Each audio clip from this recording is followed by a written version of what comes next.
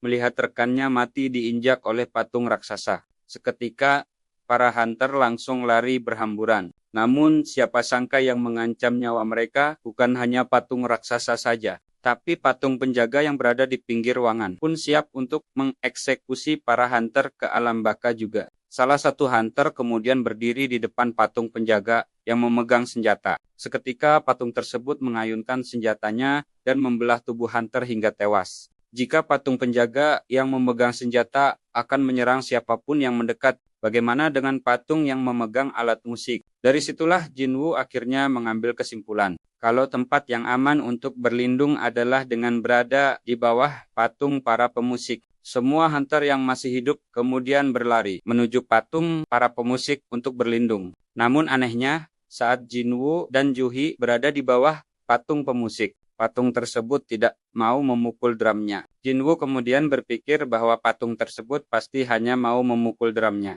Jika hanya ada satu orang saja yang berada di bawahnya, Jinwoo lalu menyuruh Juhi untuk diam di tempat. Sementara dirinya pergi mencari patung pemusik lainnya. Celakanya, patung yang dia tuju ternyata bukan patung yang memegang alat musik, melainkan memegang perisai. Gara-gara serangan patung pemegang perisai inilah, Jinwoo harus kehilangan satu kakinya sebelum berhasil berlindung di bawah patung seorang diva. Setelah 6 dari 15 hunter yang masih bertahan hidup dengan berlindung di bawah patung pemusik, Juhe kemudian menghampiri Jinwoo untuk menyembuhkan kakinya. Patung raksasa kemudian memunculkan sebuah altar di tengah ruangan. Jinwoo yakin altar tersebut adalah altar pengorbanan, karena pasal ketiga dari batu prasasti itu berbunyi, buktikan kesetiaanmu. Mendengar penjelasan dari Jinwoo, Pak Kim langsung mengeluarkan pedangnya dan mengarahkannya kepada Pak Song. Menurutnya sebagai pemimpin tim, Pak Song layak untuk dijadikan korban, guna mempertanggungjawabkan keputusannya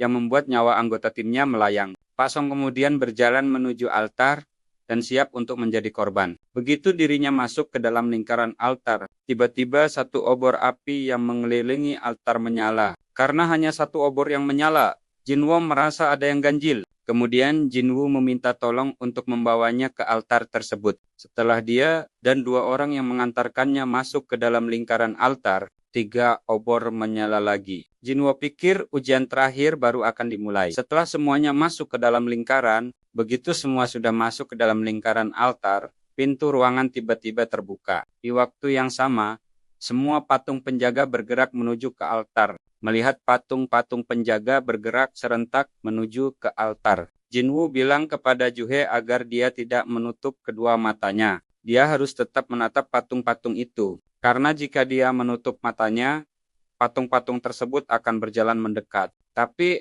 meski Jinwoo sudah berkata begitu, seorang hunter wanita tiba-tiba memutuskan untuk berlari menuju pintu keluar. Anehnya dia berhasil melewati pintu keluar tanpa diserang sama sekali oleh patung penjaga. Setelah dia melewati pintu satu, obor api warna merah padam dan pintu terlihat sedikit menutup. Jinwoo yakin obor api warna merah menunjukkan jumlah hunter yang ada di dekat altar. Sedangkan obor api biru adalah waktu hitung mundur dan pintu yang terbuka. Pasti hanyalah sebuah jebakan, karena setiap satu hunter keluar pintunya mulai menutup kembali. Jinwoo percaya mereka harus tetap berada di dalam lingkaran sampai semua obor api warna biru mati. Barulah mereka semua bisa keluar dengan selamat. Meski begitu, satu hunter lagi memutuskan untuk keluar ruangan, membuat satu obor merah mati, dan daun pintu semakin menutup. Tak lama setelah itu, Pak Kim juga memutuskan untuk keluar ruangan, meninggalkan Jinwoo, Juhi, dan Pak Song.